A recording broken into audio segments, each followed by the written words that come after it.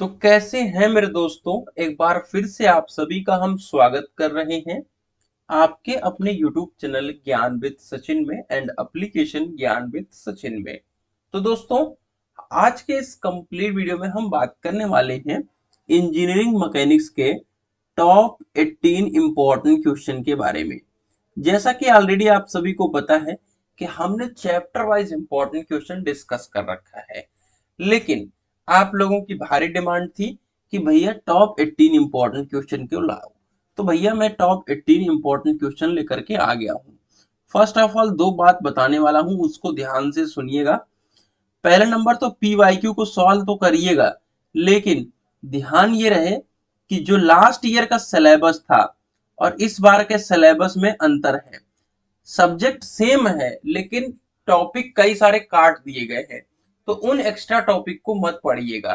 फिर से रिपीट करता हूं मेरे गाइस, आप सभी को जो टॉपिक पढ़ाया जा रहा है, ठीक है, वो आप सभी लास्ट ईयर देखेंगे तो उसमें ज्यादा था, इस बार अब कम कर दिया गया है।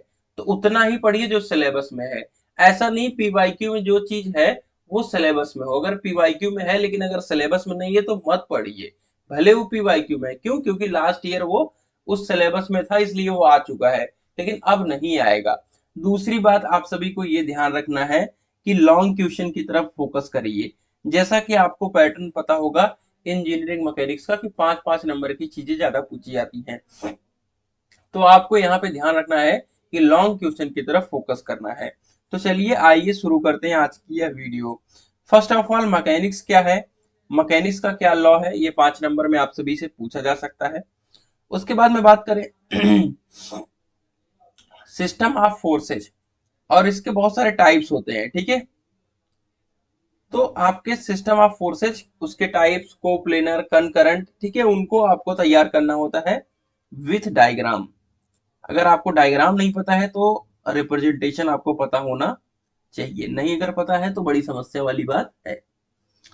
वेरिग्नान थ्योरम काफी इंपॉर्टेंट है, लेकिन कभी कभी ये शॉर्ट में भी बन जाता है, ठीक है। एक एक नंबर का टिप्पणी करने वाले क्वेश्चन के अंदर भी पूछा जाता है। लॉ ऑफ पैरेललोग्राम, ठीक है, विथ डेरिवेशन आपको यहाँ पे देना होगा 5 नंबर में।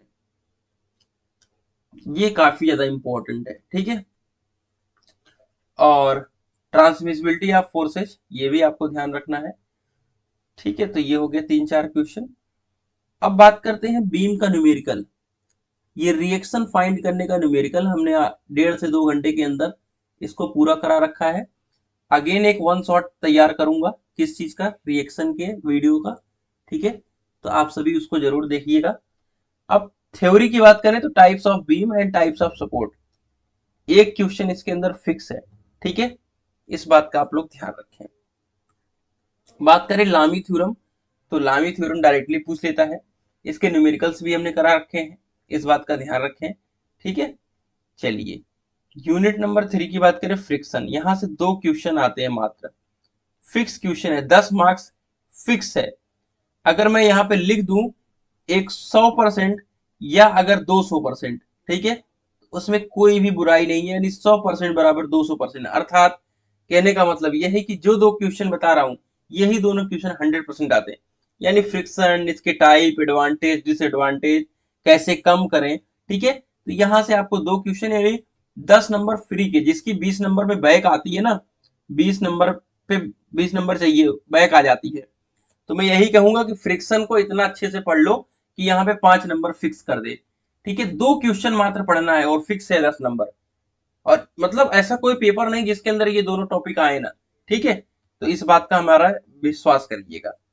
यूनिट नंबर 4 काफी टफ यूनिट है, ठीक है, इस बात का ध्यान रखें। तो आप सभी parallel axis theorem and perpendicular axis theorem इसको जरूर पढ़िएगा, ठीक है। यहां से न्यूमेरिकल सेंटर ऑफ ग्रेविटी से भी बनता है, यहाँ पे भी न्यूमेरिकल बनता है, ठीक है। अब आते हैं simple machine, law of machine, system of pulley, wheel and axle, worm and worm wheel, simple screw jack, ठीक है, विंच क्रैप। तो इसमें से 2 क्वेश्चन बनता है इनसे, और यहां से एक, ठीक है। तो 1, 2, 3, ठीक है, 4,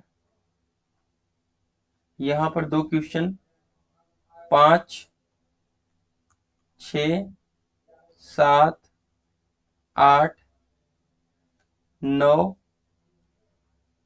ठीक है, 10, 11, 12, 13। तो ये जो 14-15 क्वेश्चन मैंने आप सभी को बताए, ठीक है, ये आप सभी के लिए जान लो वरदान है।